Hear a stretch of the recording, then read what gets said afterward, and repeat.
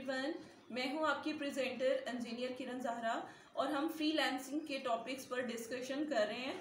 आज मैं आपको फ्रीलांसिंग के मुताबिक एक नए टॉपिक से आपको इंट्रोड्यूस करवाऊंगी। आज का हमारा टॉपिक है कि कैसे एक फ्रीलांसर जो है वो प्राइस को जो है 1 घंटे के हिसाब से सिलेक्ट कर सकता है और कौन कौन सी ऐसी चीज़ें हैं जो कि प्राइस सिलेक्ट करते हुए हमें अपने जहन में रखनी चाहिए एज ए फ्रीलांसर। हमें चाहिए कि सबसे पहले तो हमें ये चीज़ देखनी पड़ेगी कि हमारा बजट क्या है, हमें किस तरह से क्या क्या हमारे एक्सपेंस हैं।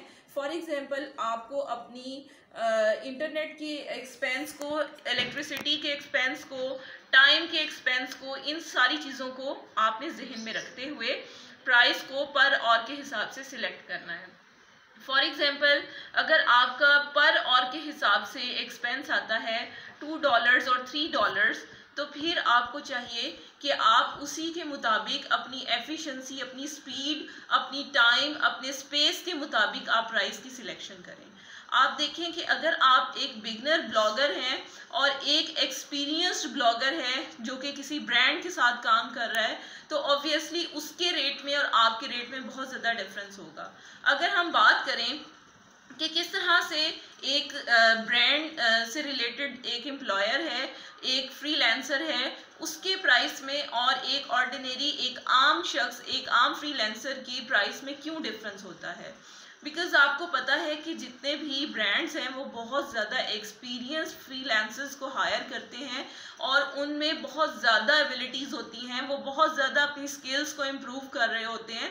सो डैट इज़ वाई अगर हम कहते हैं कि हमारे पास एक लोगो डिज़ाइन करना है, एक लोगो डिज़ाइन करने का एक ब्रांड में हो सकता है $500 चार्ज किया जा रहा हो, क्योंकि वो बहुत ज़्यादा एक्सपीरियंस्ड होंगे, उनकी एक एक पॉइंट में क्लैरिटी होगी और इतना ज़्यादा उनकी एक्सपर्टीज़ को शो किया जाएगा उनके काम के अंदर। लेकिन अगर एक ऑर्डिनरी, एक बिगनर लेवल का एक हमारे पास फ्रीलांसर है, ऑब्वियसली वो अभी अपनी स्किल्स को इम्प्रूव कर रहा है और वो अभी डिफरेंट किस्म के प्रोजेक्ट्स के ऊपर ग्रिप को हासिल कर रहा है, तो आप देखेंगे कि हो सकता है वही लोगों वो बिगनर या स्टार्टर $20 का या $30 का भी आपको डिज़ाइन करके दे दे। तो इसका मतलब है कि आपके एक्सपेंस के साथ साथ आपकी स्किल्स भी बहुत ज़्यादा इम्पॉर्टेंट है। तो आपको अपनी स्किल्स के ऊपर सबसे पहले अपनी वर्थ को जानना पड़ेगा कि आपकी वर्थ क्या है, आपके अंदर कितनी स्किल्स हैं, कितनी एबिलिटीज़ हैं, आप एक काम को कितने घंटों में, कितने दिनों में आप कंप्लीट कर सकते हैं। वैसे घंटों में तो काम इतने ख़त्म नहीं होते, obviously it will takes some days to complete the projects.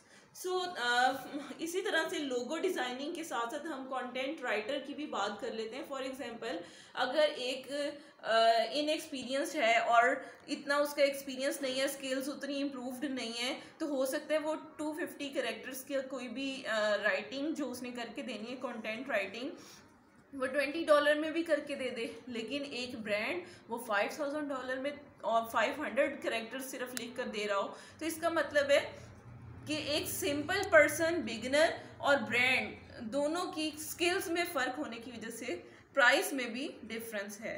तो इसका मतलब क्या हुआ कि आपको अपनी वर्थ को देखते हुए, अपनी एबिलिटीज़ को देखते हुए भी आपने प्राइस पर और को सिलेक्ट करना है। लेकिन मैं आपको बताती चलूँ कि ज़्यादातर जो आजकल के दौर में बिगनर फ्रीलांसर्स के लिए रेट जो मार्केट में अवेलेबल है वो ज़्यादातर $8 है। $8 पर आवर, 1 घंटे के हिसाब से आप $8 चार्ज कर सकते हैं। ठीक है, तो ये मैं आपको एशियन रेट बता रही हूँ जिस पे बहुत सारे लोग, बिगनर्स जो हैं, फ्रीलांसर्स, वो काम कर रहे हैं। तो आप भी अपने एक्सपेंस को जानते हुए आप अपने रेट को सिलेक्ट कीजिए। आपको मैं पॉइंट्स रिपीट कर दूं कि कौन से ऐसे पॉइंट्स हैं जिनके ऊपर फोकस करके आप अपने रेट को डिसाइड कर सकते हैं। तो पहला जो पॉइंट है वो है आपने अपनी वर्थ, अपनी स्किल्स और अपनी एबिलिटीज़ को सबसे पहले जानना है कि आपके अंदर कितनी एबिलिटीज़ हैं। उसी हिसाब से आप रेट को डिसाइड करें, but rate should be consistent. Rate हमेशा कंसिस्टेंट होना चाहिए। रेट को आपने वेरी नहीं करना, ऐसा नहीं करना कि आप पहले एक चीज़ का रेट $50 रखें, और जब देखें कि आपको काम नहीं मिल रहा तो आप अपना रेट डाउन करके $20 कर दें।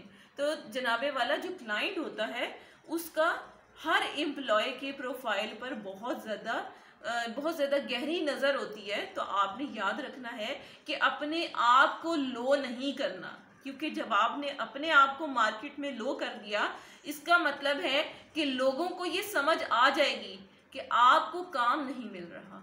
तो काम हमने ये नहीं बताना कि हमें काम नहीं मिल रहा, बल्कि हमें इस तरह से मोटिवेट करना है, अपने प्राइस को इस तरह से फिक्स रखना है कि देखने वाला कहे कि जब भी मैं काम करवाऊंगा इतने ही डॉलर्स में ये बंदा मुझे काम करके देगा।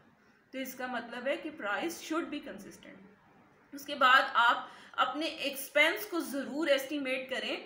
ओवरऑल आप देखें कि कितना एक्सपेंस है। ऑब्वियसली अगर हम जितना एक्सपेंस है उसको हम प्राइस के अगर इक्वल रख देंगे तो फिर हमें कोई प्रॉफिट तो नहीं मिलेगा। और हम अपना जो टाइम स्लॉट इतनी ज़्यादा स्पेंड कर रहे हैं फ्रीलांसिंग के साथ, तो हम नो प्रॉफिट नो लॉस के लिए तो नहीं कर रहे। तो आपने ये बात याद रखनी है कि जब भी आपने एस्टिमेशन करनी है तो एक्सपेंस को कंसीडरेशन में रख के उसके सारा एस्टिमेट लगाने के बाद आपने देखना है कि प्राइस कितनी है और कॉस्ट कितनी है और कितनी प्राइस आप इम्प्लीमेंट करेंगे तो आपको पर आवर के हिसाब से कितने डॉलर्स आप हासिल कर सकेंगे। उम्मीद है आपको इस वीडियो में बहुत ज़्यादा क्लियर हो गया होगा कि हम प्राइस पर और किस तरह से सिलेक्ट कर सकते हैं। हम आने वाली वीडियो में आपको ये बताएंगे कि किस तरह से बिगनर्स फ्रीलांसर्स जो होते हैं उन्हें जब काम नहीं मिल रहा होता तो वो क्या क्या टेक्निक्स या कौन कौन सी स्ट्रेटजीज को यूज़ करते हुए डिफरेंट बिडिंग्स को विन कर सकते हैं। इंशाल्लाह आपको नेक्स्ट वीडियो में भी बहुत ज़्यादा यूज़फुल इंफॉर्मेशन मिलेगी और इस वीडियो में भी आपको रेट डिसाइड करने का पता चल गया होगा। बहुत शुक्रिया।